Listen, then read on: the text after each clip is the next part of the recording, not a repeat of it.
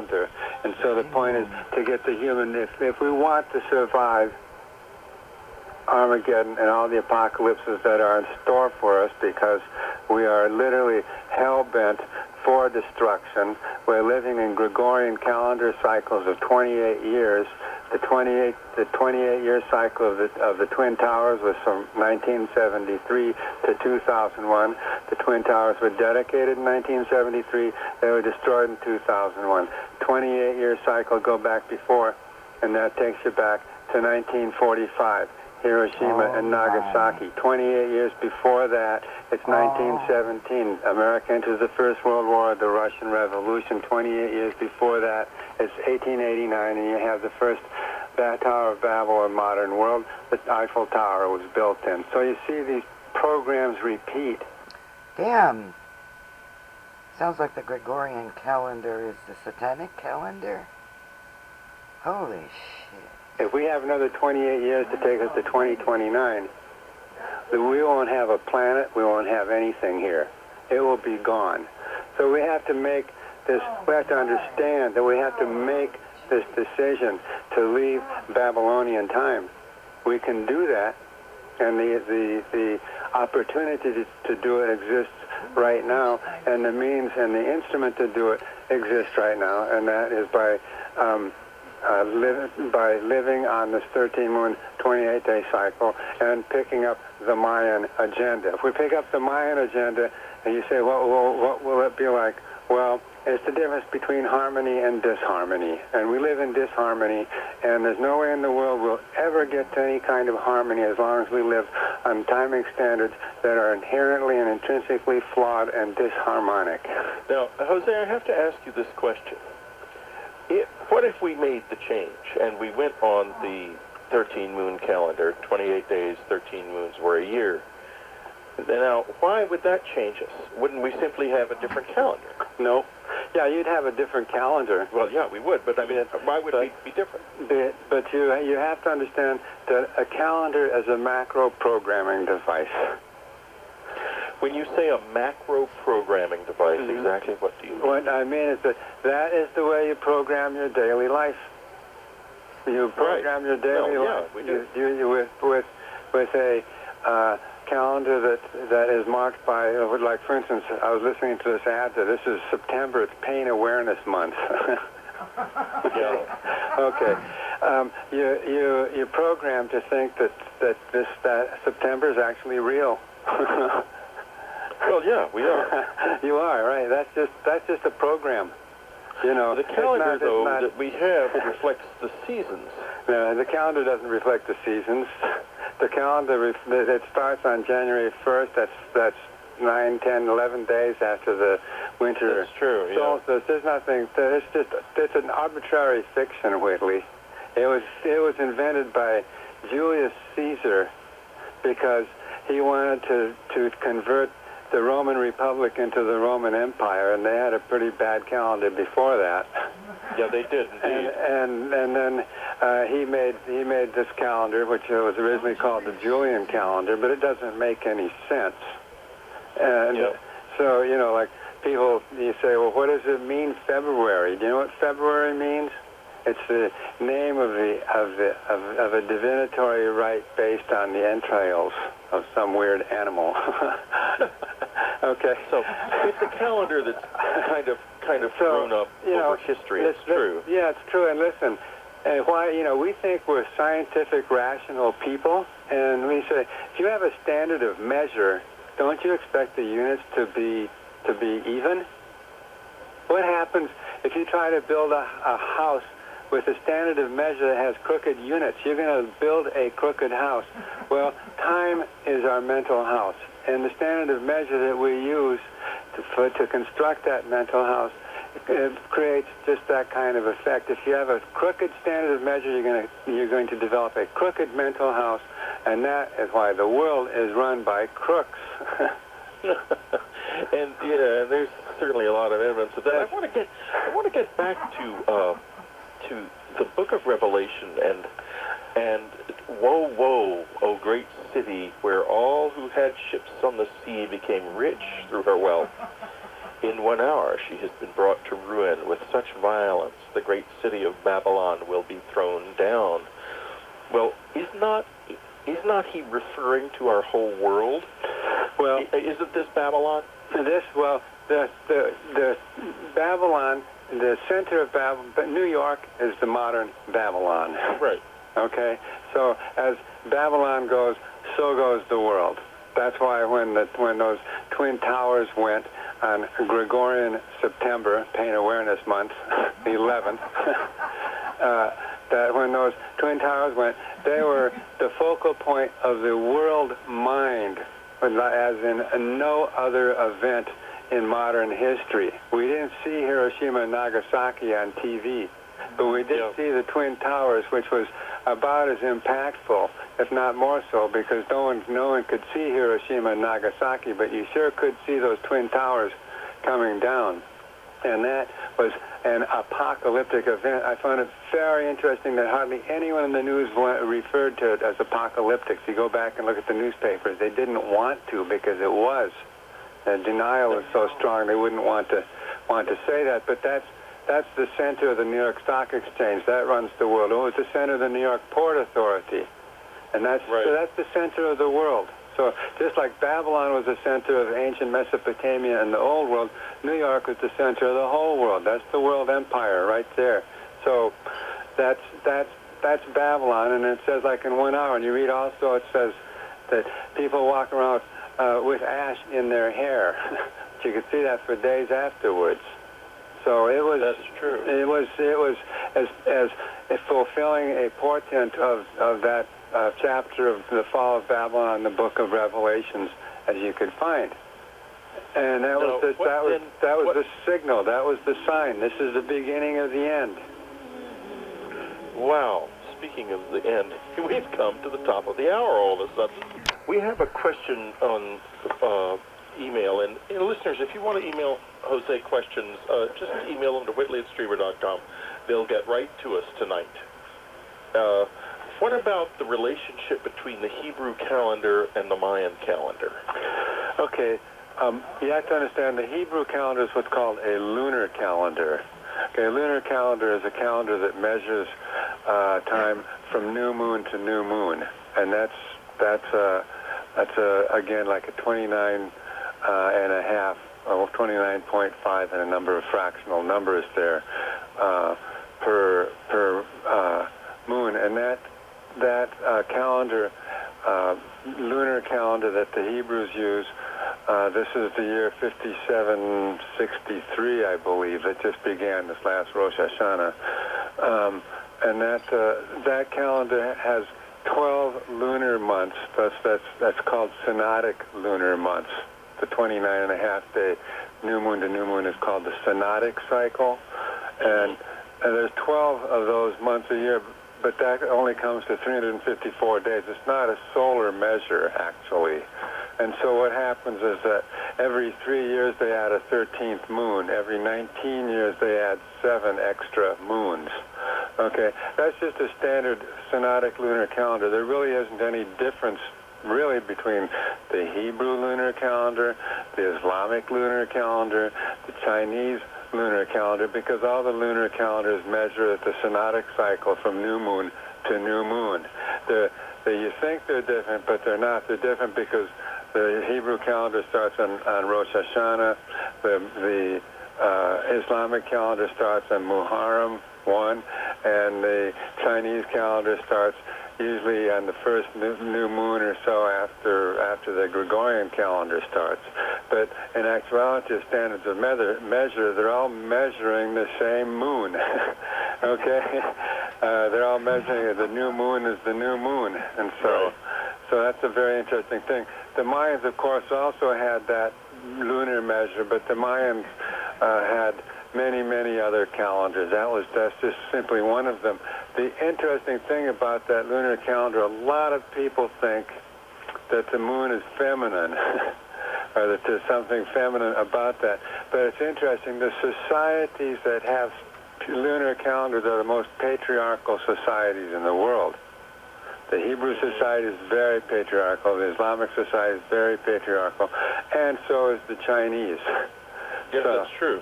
and so that's a very interesting point there, and also that those are not. They only measure half the thing. They don't measure your solar year.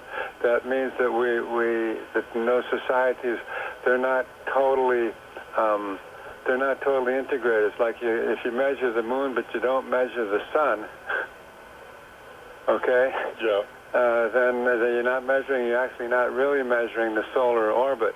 The Mayan calendar measures the solar orbit. The Mayan calendar had different solar calendars, they had moon calendars, they had different star calendars.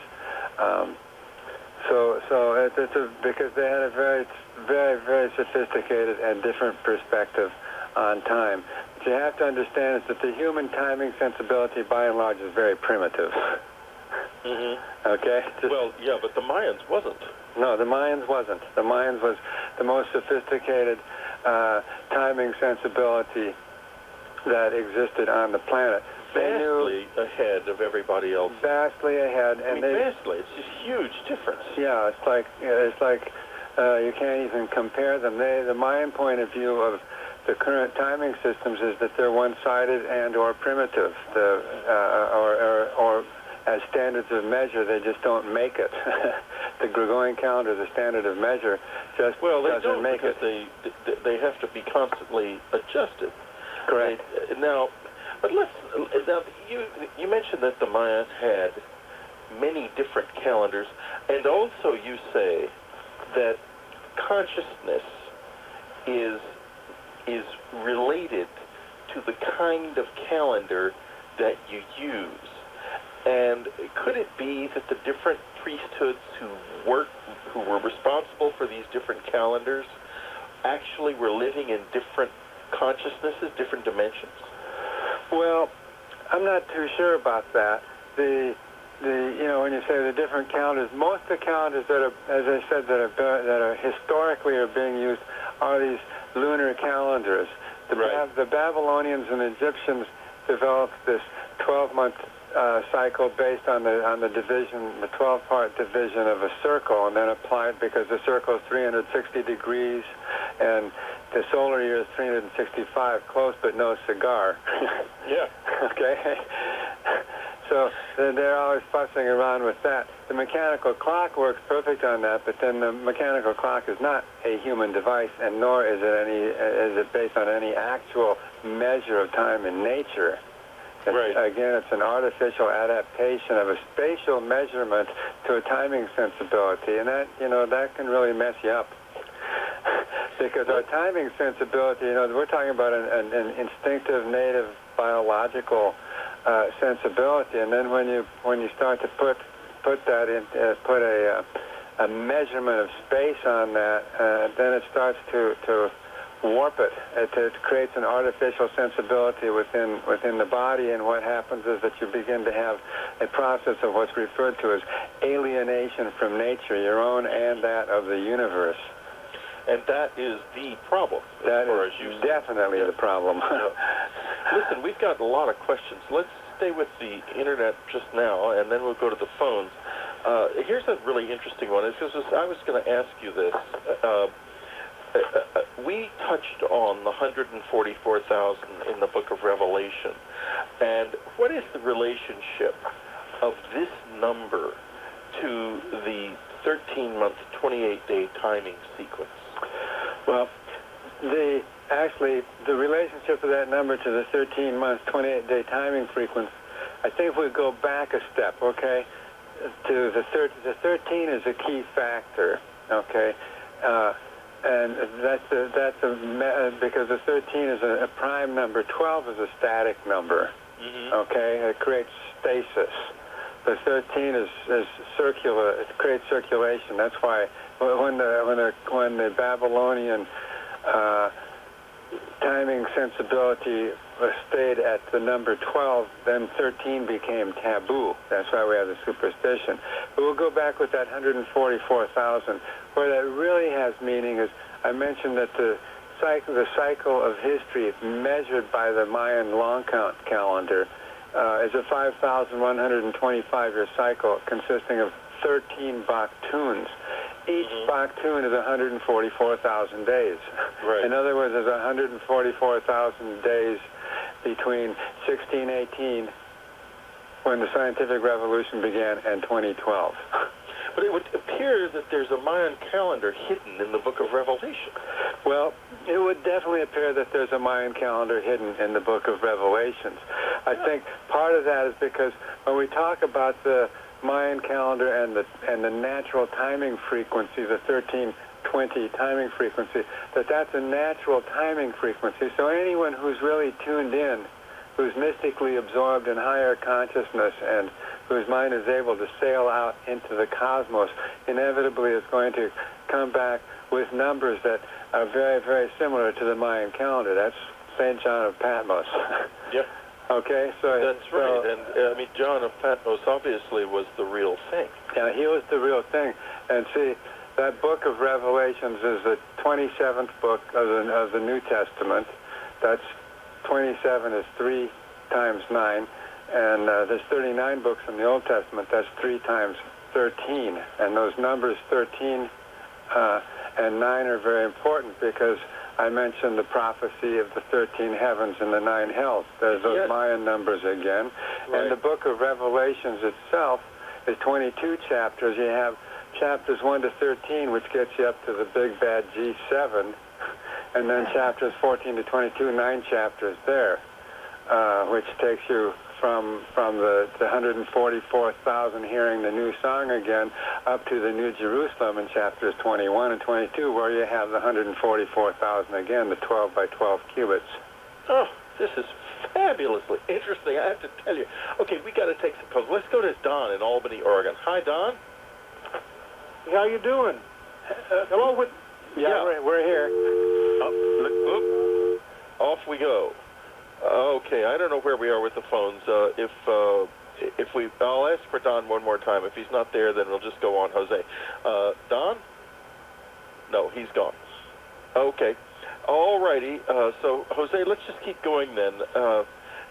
That was an absolutely awesome flight that you just went on there, and it suggests that there's a level of super consciousness that the Maya reached, that John reached, that maybe there's a larger structure within the Bible that was known but hidden for thousands of years as it was being created.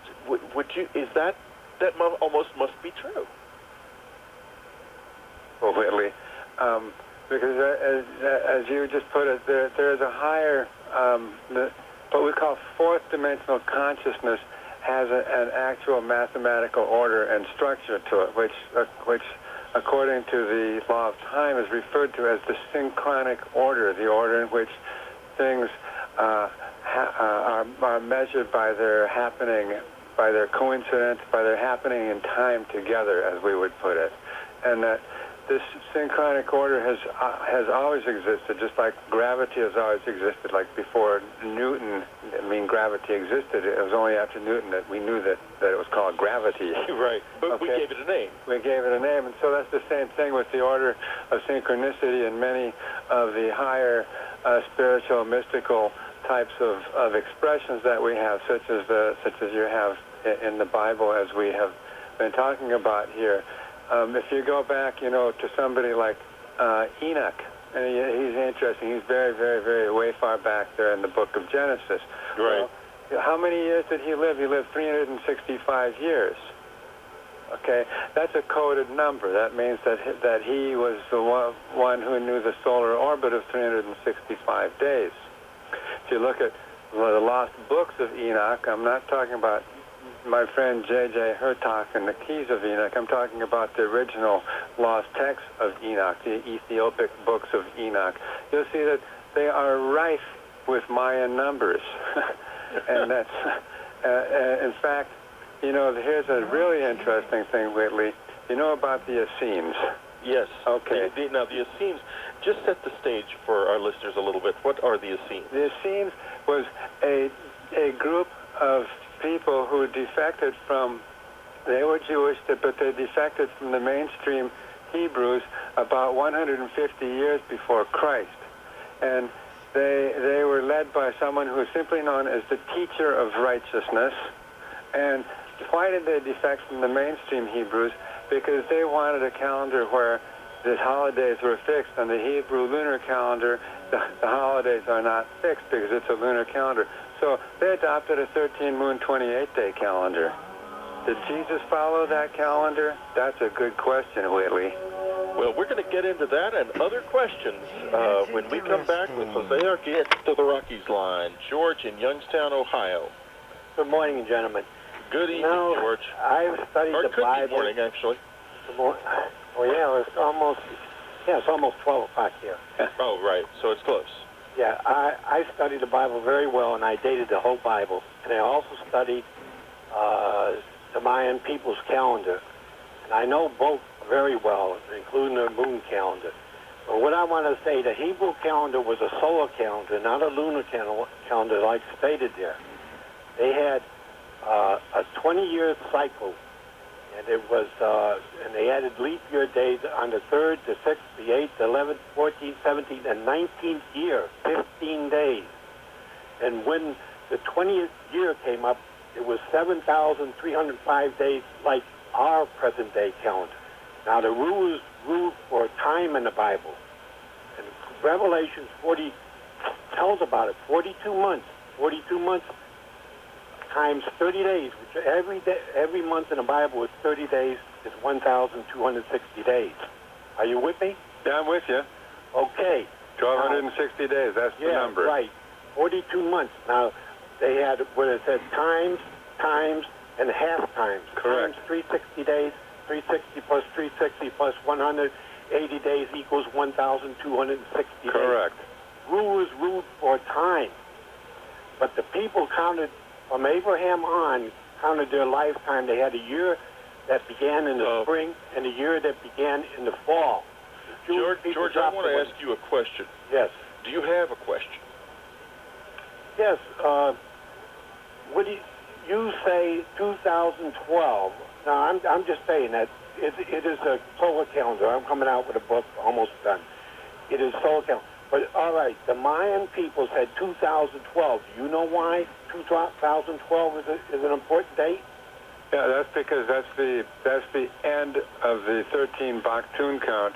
That's the end of the cycle of history. That's the winter solstice of 2012, and that's the point at which we will be, the ecliptic of the Earth will be lined up with the galactic center, and that will terminate this whole cycle of history, which is really, from the Mayan point of view, as a big testing point, and we're now in the point of the apocalypse and the judgment day, and then that's it. The judgment's given, and either we pass the test or we don't. Okay, let's go to west of the Rockies, Betty in Utah. Hi, Betty. Yes, I was wanting to say tomorrow is a big hurricane that's heading for the Yucatan Peninsula. And I'm wondering if possibly that might have something to do with the calendar, if there's something special that we might look forward to that. It says, you said to watch for tomorrow, something special may happen. Well, I said that, but that's not, it's really not, it's just a coincidence, perhaps, that Jose, who is an expert on the Mayan calendar, is on the air with us on the day when another calendar or another calendrical system predicts a big change tomorrow. So I really am answering that question, but Jose, if you'd like to comment on it, please do. Yeah, well, it is the equinox tomorrow, and we have just begun this last week. We just began the Jewish New Year, and we have very interesting events happening in Ramallah right now with Mr. Arafat absolutely under siege, and Sharon refuses to stop the siege, and Arafat refuses to surrender.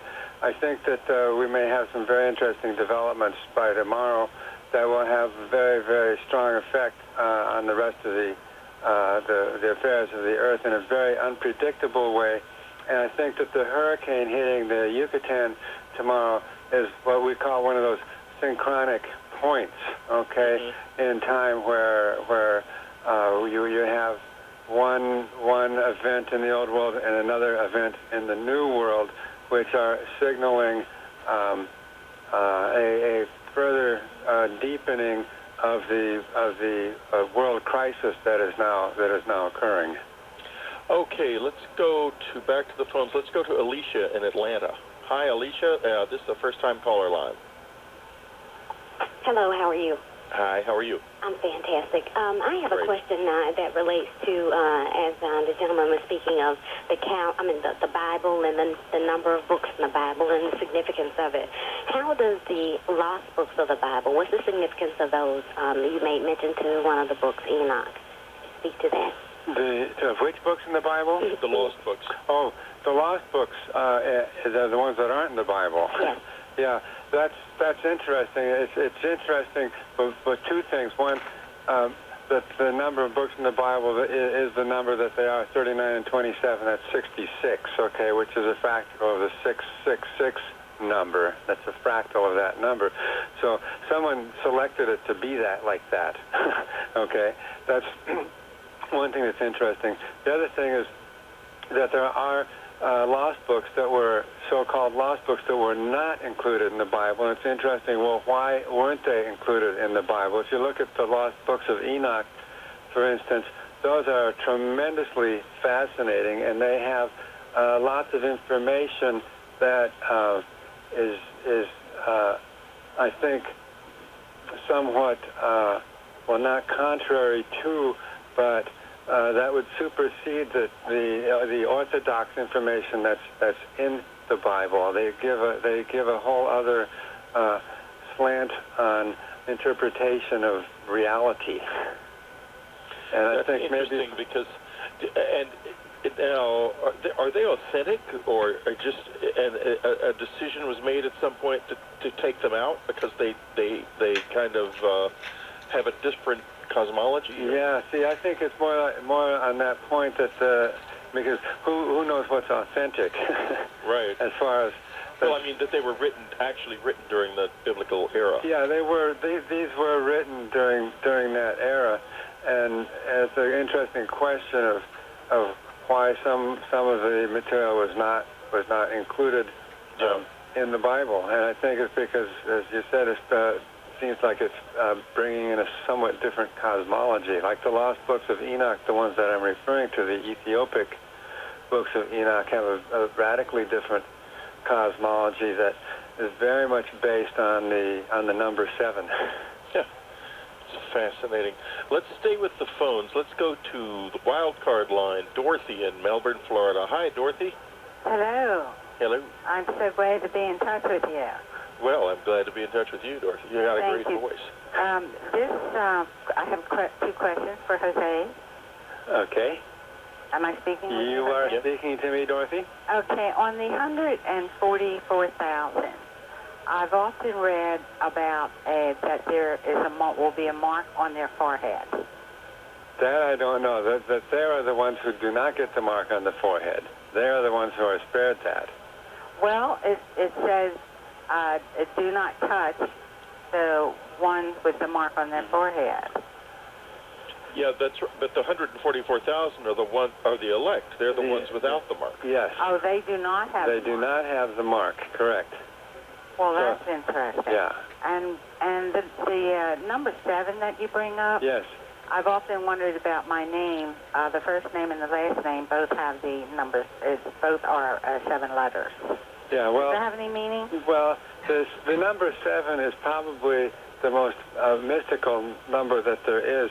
In the Mayan cosmology of number, you have it's basically you're dealing with a cosmology based on the number 13. And if you count to 13, you count 1 to 6 and 8 to 13. There's 6 numbers on one side, 1 to 6, and 6 numbers, 8 to 13, and 7 is in the middle. You compare number 1 with number 13, and that's 14. Number 2 and number 12, that's 14, all the way up to number 6 and number 8, and that's 14. But the number 7 stands alone. It's also the number of a life octave and the number of a musical octave, of a full octave of music as well. So it's probably the most significant number that there is. Okay, well, let's go now to east of the Rockies, Philip in Norfolk, Virginia. Hi, Philip. Greetings to you all. Peace to you all there, Whitley, and all your listeners, in the name of Yahushua. Okay. While I'm Yahushua. while you're on the subject of 13, the scriptures teach that 13 is relates to witchcraft. So, where does it say that? I'm curious. Well, there was. That's what it teaches, and it is a significant number in the occult. Yeah, but you know, I know the scriptures pretty well, and I'm not able to remember. I'm not quite able to remember where this is exactly. Where is it? Give me chapter and verse. And just like the number 7, every number has. No, wait a minute. Wait a minute. 1 through 10, let's go back to this. 11, 12. There were. You're not computing here, because I think you say that this particular number is associated with witchcraft in the Bible, and I've been a student of the Bible for a long time, and I'm not remembering where, and please help me remember where. Would you agree that 13 is a strong number in the occult? I'm still asking a basic question, and I'm not getting an answer, because apparently the answer is not there. I think that my forgetting that chapter and verse is because the chapter and verse isn't there. Is that correct? Okay, well, we've dealt with him, I think. Yes. Jose. Let's go on to the next caller. Good. I mean, if you're going to chapter and verse, you're going to tell me things are in the Bible, you better know that I am a student of the Bible, and I'm going to notice if it ain't there. Okay, where are we?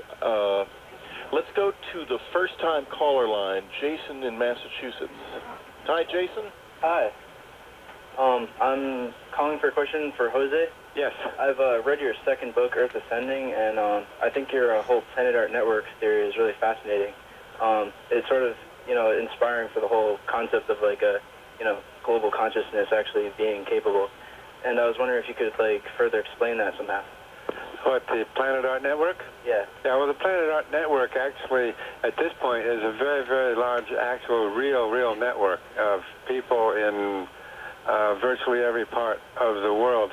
And they are furthering the planetary global consciousness through the promotion of the value of time as art, and which is to replace the value of time as money, and that the instrument that the people in the Planet Art Network are utilizing to attain the new higher consciousness is the 13 Moon 28-day calendar. If you want to know more about the Planet Art Network, you should go to www.tortuga.com. Tortuga, Tortuga.com. Okay? It's a real thing. It's happening. Oh, that's right, and I should have. I'm remiss, Jose, in not mentioning your website before. This website, which I am literally on right now as we speak, you can go to it also by going to tonight's Dreamland and clicking on the link. It's right there, and it's Tortuga.com. And on Tortuga.com, among other things, you will find a tutorial that will enable you to go right to where we are today and come to understand how the 13 Moon 28-day calendar works. For example, we are on Electric Moon Day 2. This is moon number 3 of 13 moons, and this is the second day of that moon. And it's also September 21st in the Gregorian calendar. That's absolutely correct. Hey, Whitley, what's your birthday? June the 13th. What year? 1945. Okay, well, we'll get you your galactic signature in a couple minutes, okay? Oh, great. I'd love it. You need a galactic signature, Whitley. I'd love a galactic signature. Yeah, with the work that you're doing, you absolutely need your galactic signature. So we'll get this figured out for you and give it to you in a few minutes, okay? Okay, and incidentally, that's still bothering me. The number 13 isn't necessarily associated with the occult. It's associated with a lot of things. Well, and it's there's nothing in the Bible that says that no, the there's nothing in the Bible that says that at all. No. And that just some guy who's maybe a little scared because this is unusual, and we have to be educated if we're going to be what we want to be in life, we have to be educated and not superstitious. It's very important. Yeah. And I wouldn't be presenting something that I thought was riddled with a lot of negative occult nonsense. That's for sure. Wouldn't get on this radio program. Jose's a serious guy and very well-educated man, too. But listen, Jose, we need to stay with the phones because we got a lot of calls. Let's go to the west of the Rockies to Henry in Santa Rosa, California. Hi, Henry. Hi, Whitley. Thank you. Jose, hello. Hey. Can I please ask you to elaborate what in the book you wrote, The Mind Factor, that was you, correct? Yes. You alluded to a beam of power that Earth goes through periodically. I never understood where this beam originated, what was the source. I know what you're talking about. You're talking. I'll take my call off the air. Go ahead. You're referring to what I call the galactic synchronization beam, and the galactic synchronization beam has its source at the center of the galaxy, of our galaxy, which the Maya referred to as Hunab Ku, and that which means one giver of movement and measure, and that the measure of this beam is what we would say is 5,125 years wide, let's say, and that its purpose, these beams come out from the galaxy, and their purpose is, as indicated, synchronization, is to synchronize different stellar fields. Now, it's interesting that recently in my travels I'd spent some time in Russia and came across the work of Nikolai Kozyrev, and who was with the Russian Academy of Sciences, and he also had come up with interesting studies showing that what he said that the source of time is in the center of the stars, and time is sent out in instantaneous beams, and seemed to corroborate and confirm what I was saying in the Mayan factor, and that is that time is a factor of synchronization. And Jose, we've got to go. We have come up to the top of the hour, and callers, we will be back to Jose Arguelles and taking calls. Time at the Technosphere, the law of time in human affairs, reveals September 11th as the signal of the end of artificial time according to the law of time. That's September 11th of last year. Explains the great calendar change of 2004, its enormous potential for the future of humanity. And we will be getting to that with Jose during the course of this next hour. It is quite an incredible book. It's the sequel to the Mayan Factor. You don't need to have read the Mayan Factor to read it, of course. But 15 years in the making, and it is really a powerful, powerful book. And I'm still kind of burned about this business of the occult, where people call me up and say, well, anything they don't understand has to be the occult because some guy happens to mention the number 13. It's nothing to do whatsoever with the occult at all, okay? And anyway, I think the occult's fascinating. I've written a lot of novels about the occult, and I refuse to be scared or intimidated by the dark side. And if you read my journal entries on the last two journal entries on unknowncountry.com, you'll find out why. Because I've had this stuff come after me. But good people should never be afraid of evil. They should be careful, aware, but not afraid. There's no reason to be afraid. It wants you to be afraid because fear gives it power. And I'm sorry, but I don't have any intention of giving the dark side power. That's not what I'm here for. Time in the Technosphere, the law of time in human affairs. You can get it from unknowncountry.com. Go to the Night Streamland, click on the store, and you can order it right there. So it's well worth having, I think. It's a whole new way of looking at where we are in time and what our relationship to time is. And this is from a guy who is telling us accurately about the way the world is changing. Had a tremendous effect on the nature of our world and our lives back during the harmonic convergence in 1987. Awesome. And now he's saying these new things are happening, and he's to be listened to, in my opinion, for sure. Okay, we'll be back with your telephone calls and with Jose in just a couple of minutes. This is Whitley Strieber. It's Dreamland. We'll be right back for telephone calls. We've got loads of calls, and we're going to take calls for a while. And then we're going to get into some unfinished business about the inevitable event and what exactly is coming up in 2004. So let's go to, I think, let's see, I've got my caller direct. Okay, I think we've got east of the Rockies, Dale. No, I'm sorry. Wildcard line still. Mike in Port Townsend, Washington. Is that right? Yeah, that's right. Thank you. Oh, I'm glad, Mike, that I got to you. I was getting a little confused. There's a lot of calls on here, and I was quite sure who I took last. Well, no, that's all right. I get terrible reception out here in this neck of the woods, so I appreciate the connection over the phone. Now, listen, I go to an experimental college here in Washington. My buddy Will, by the way, has tuned me in on the Tortuga website. Really good place to find out information about this. We're a fabulous website. It's Tortuga.com, by the way, Tortuga.com. That's excellent stuff. Yes, definitely visit that, folks. We've been taking some classes I've been taking ancient texts. He's been taking some classes in Mayan and time situations. And we're both trying to understand how to implement this into, this Mayan calendar, living the life of the Mayan calendar, or the natural calendar, as it were, in this Gregorian world. And so, Jose, I would hope that you would tell us what you do. Well, what I do is I just live on the 13-moon calendar time. I live with as few technological connections as possible, to tell you the truth.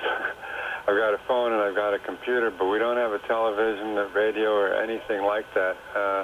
And we live in a small intentional community out in the woods. When you say intentional, what do you mean? Well, because we intend to be living, we intend to live what we call the 1320 lifestyle. Now, what do you do about, like, counting the day inside the individual day? Within the day, we count the day according to what we call net. The day is called a net minute, a noospheric Earth time minute. One day is actually no more than one Earth minute, and that day is divided naturally. The time before sunrise, the time between sunrise and noon, the time from noon till sunset, and the time from sunset to midnight. And we call those are the different watches of the day. And then we organize the different watches of the day, organized by the daily kin. Today is Lunar World Bridger, and every kin has a relationship to 4 other kin. And that what is a kin? A kin is one of the 260 units in the Tzolk'in, or the harmonic module. By the way, Whitley, you are a red magnetic dragon. Congratulations. That's kin number 1. You're numero uno, dude. What does that all mean? That means, listen, kin number 1, red magnetic dragon, says, I unify in order to nurture, attracting being. I seal the input of birth with the magnetic tone of purpose. I am guided by my own power. Doubled, I am a galactic activation portal. Enter me. That's you. Woo. Okay? You can handle that. You know you're a galactic activation portal. You wouldn't have all those visitors, Whitley. Something's certainly going on. Yeah. Okay, well, that's fascinating. Thank you for telling me that, Jose. Go on Tortuga.com to begin to get an idea of exactly how Jose came to what he just came to, or read the book, Time in the Technosphere. I'll get you into this, and it's well worth getting into. Well, let's stay with the phones, because we got a lot of people waiting for you, Jose. Let's go to east of the Rockies, Dale in Wellington, Kansas. Hi, Whitley. Hey, Dale. Hey, how y'all are? We're doing. I've got a quick side note. I love your theme music so much that when my mother died on the 4th of July, we used that as a prelude in her funeral. Oh, that's very touching. She always thought that sounded like music that the angels would play. Yeah. Anyhow, what I called about was you guys were talking to somebody a while ago about the 144,000 and the mark on their forehead. And the mark on everybody else's forehead. Well, no, not everybody else. A lot of people are not going to take the mark of the beast. But these 144,000 come 12,000 from each of the 12 tribes of Israel, with the exception of the tribe of Dan. He's not mentioned, but all the other tribes are. There'll be 12,000 from each one, which totals 144,000, and they will be sealed or marked on their forehead by an angel. And they are not to be touched during at least the